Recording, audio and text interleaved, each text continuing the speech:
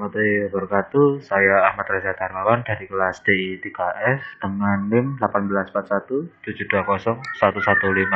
Di sini saya akan mempresentasikan laporan tugas pemrograman berbasis framework pertemuan ke-9. Yang pada pertama, buka project pada subset 4 dan buat folder baru bertema service di dalam folder src dan buat file index.js seperti ini ya.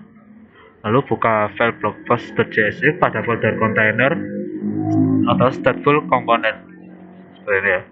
Pada fungsi ambil data dari server API terdapat pemanggilan API GET untuk request data artikel. Lalu buka file index.js pada folder service yang telah kita buat tadi dan tuliskan baris kode seperti berikut ini. Lalu masuk ke blogpost.js, ganti di baris 16-21 seperti ini, lalu simpan dan index.js. Pertanyaan ya, katakan file index.js apa tujuan dibuatnya fungsi getAPI dan fungsi getNewsBlock pada baris 16. Untuk fungsi getAPI sendiri digunakan untuk mengambil URL API dengan jalur parameter untuk menyimpan file. Lalu praktikum 2, pertama memperhatikan fungsi handle save pada tombol pada file blogpost.js. Bagian ini yang kemudian kita kelola sehingga bisa dikelola. Seperti ini ya. Buatlah fungsi untuk menampung action post dari file blogpost.js pada file service index.js dan inisialisasi fungsi tersebut. Seperti ini.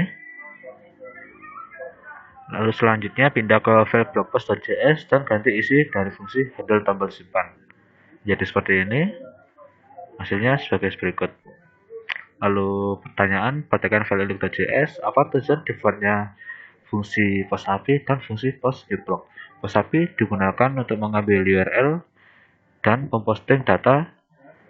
Akan mempost data ini sama dengan kode terakhir sebelumnya. Tetapi jauh lebih sederhana daripada sebelumnya, dan getNewsBlock adalah mengatur parameter data yang dikirim dari blogpost dan juga memanggil post API sehingga fungsi dapat berjalan dan mengambilnya ke API palsu. Yang pertanyaan kedua, pada fungsi post newsblock terdapat variabel data yang dikirim. Apa tujuan dari dibuatnya variabel tersebut? Parameter ini adalah untuk mengatur data yang ingin disimpan ke API palsu. Jadi ketika post newsblock dipanggil ke blogpost, kita perlu melewati keadaan insert artikel sehingga data dapat disimpan. Lalu praktikum ketiga, berdasarkan pada fungsi handle hapus artikel pada file blogpost.js. Bagian ini yang selanjutnya kita kelola agar bisa di-manage. Kayak ini. Lalu buatlah fungsi untuk menampung action delete dan file blogpost.js pada file service atau index.js dan inisialisasi fungsi tersebut. Seperti ini. Lalu pindah ke file blogpost.js dan ganti isi dari fungsi handle hapus artikel.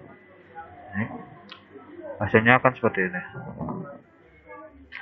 Lalu pertanyaan file index.js apa tujuan dibuatnya fungsi delete API dan fungsi delete newsblock. Delete API digunakan untuk mengambil URL dan juga metode untuk menghapus data yang dipilih, dan delete newsblock digunakan untuk memanggil fungsi delete API. Pada fungsi delete newsblock terdapat variabel data yang dihapus. Apa tujuan dari dibuatnya variabel tersebut? Untuk meneruskan data yang dipilih dari pengguna, lalu fungsi delete API dapat menghapus data. Praktikum 4, buatlah file config.js, get.js, post.js, dan delete.js dalam folder service seperti berikut. Lalu buka config.js dan isikan kode seperti berikut. Dan buka get.js, isikan shortcut seperti ini. Lalu untuk post.js, shortcutnya seperti ini, dan delete.js shortcutnya seperti berikut ini. Pada index.js kita edit menjadi seperti berikut. Hasilnya kan seperti ini. Pertanyaan, bagaimana caranya untuk melakukan daftar API baru baik untuk metode get, post, delete, dan pada global API? Lakukan hal yang sama seperti private. Setelah kita kode fungsi get file, kita perlu memprosesikan untuk mengindeks JS sehingga metode dapat dipanggil. Tugas gambar edit blog post.js. Definisi seperti ini sangat besar yang diperlukan. Hasil seperti berikut. Sekian presentasi dari saya, kurang lebihnya mohon maaf. Wassalamualaikum warahmatullahi wabarakatuh.